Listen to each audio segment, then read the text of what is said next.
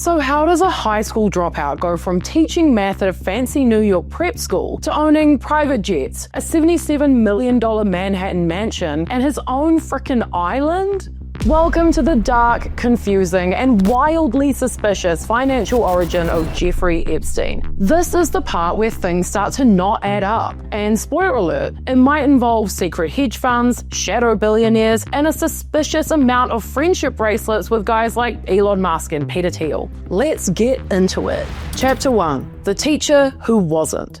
Jeffrey Epstein's big break? Teaching at the elite Dalton High School in Manhattan in the 1970s. Only he wasn't qualified, like, at all. He didn't have a college degree, but he was hired anyway by Donald Barr, the school's headmaster at the time. Yes, that's the father of William Barr, who would go on to become Attorney General under Trump, but we'll park that for now. While at Dalton, Epstein reportedly charmed the children of the wealthy, because of course he did. Ew. Ugh.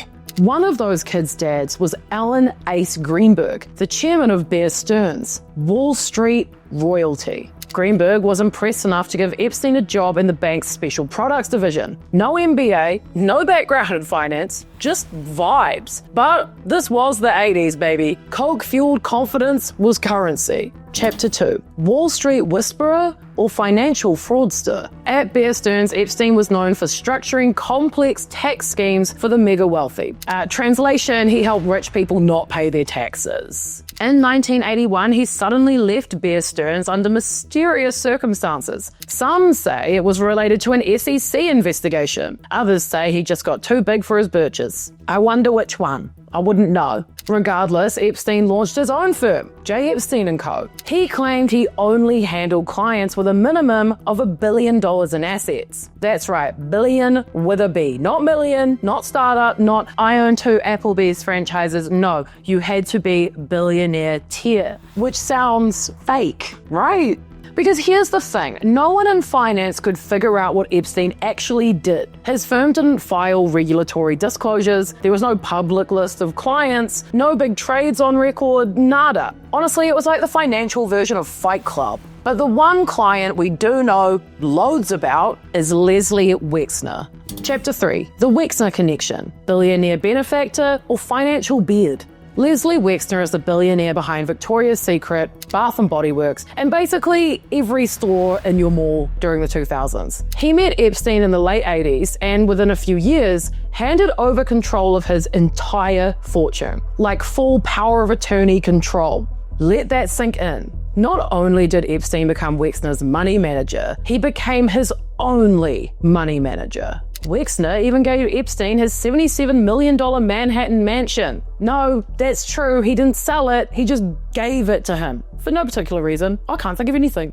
This is the part of the movie where the audience yells, "Why?"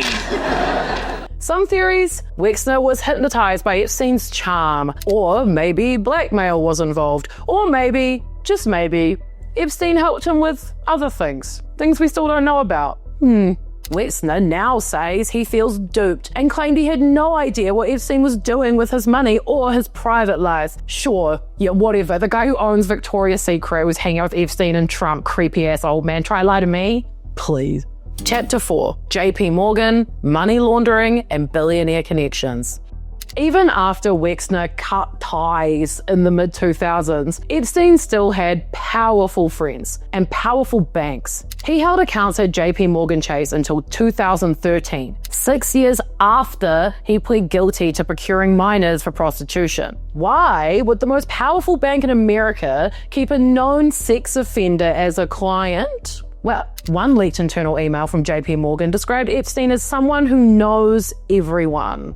And that was true. From Bill Gates to Bill Clinton, the Crown Prince of Saudi Arabia to Naomi Campbell, Epstein collected famous friends like Labubus. Internal reports show Epstein moved hundreds of millions through his JP Morgan accounts, often in strange ways. Shell companies, offshore accounts, sudden transfers. There's a lawsuit alleging that JP Morgan ignored red flags because Epstein was just too valuable as a client. So again, what exactly was he doing with all that money? Chapter 5. The hedge fund that may never have existed. Epstein told people he ran a secretive hedge fund, but no one on Wall Street ever saw him make a trade or pitch a deal or even talk about the markets like a normal finance bro. There's like no public record of any clients besides Wexner, who's a creep. The only known staffer at his firm was a guy who reportedly didn't even know anything about finance. He was just there. So what if the hedge fund was a front? Multiple sources, including former friends, have suggested that Epstein's real business was blackmail, that he lured powerful men into compromising situations at his many, many properties, all rigged with hidden cameras, by the way, and he would then use that as leverage. One former friend said Epstein used to boast about collecting secrets. Another theory, he was laundering money for intelligence agencies. CIA, Mossad, MI6, take your pick. There's no hard proof of this, but again, his entire operation was built like a spy ring. Chapter 6. Enter Elon, Thiel, and the Silicon Valley cameos. Now let's talk about some familiar names on this channel, Elon Musk and Peter Thiel. In 2011, Epstein's name was removed from the Forbes billionaire list because the magazine couldn't verify that he actually had $1 billion.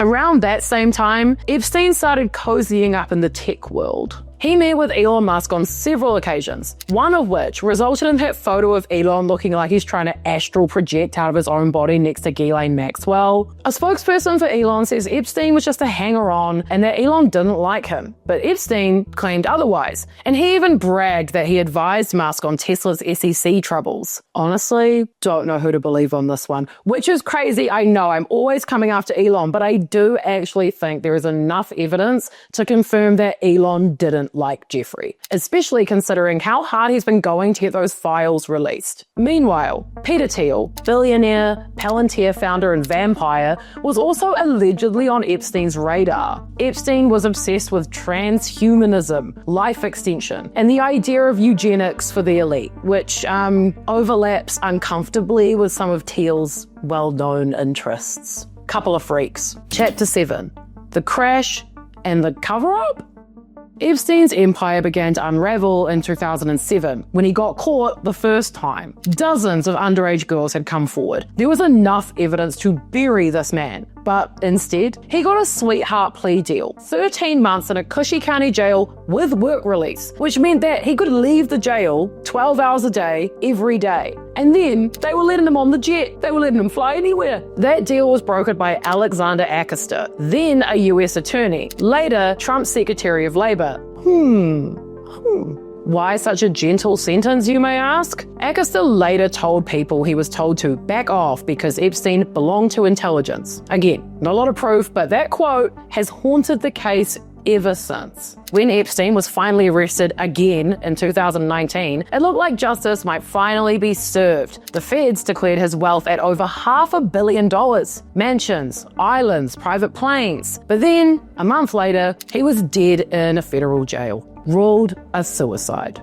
2 guards fell asleep. The cameras malfunctioned. The autopsy says he killed himself. So you can believe it was suicide. You can believe it was murder. You can believe that he fakes his death and is actually just like sipping pina coladas somewhere in like Argentina. But the truth is, we still don't know. What we do know is this. Jeffrey Epstein went from a nobody teacher to one of the richest, most connected men in America without ever starting a company, investing in a product, or trading on Wall Street. It's dodgy as hell. He was funded by billionaires, protected by institutions, and surrounded by people who should have known better. And his money is still largely untraced. His network still deeply tied to the powerful. And the question that haunts every conspiracy theory out there, what was he really doing for all those years? And for who? If you like this video, I've done a few on Epstein because of course I have. I would recommend checking out my How to Get Away with Crimes Against Humanity video. It's a solid overview of Jeffrey's life and goes into a few of the CIA stuff of like, hey, where'd you get that passport? Ooh.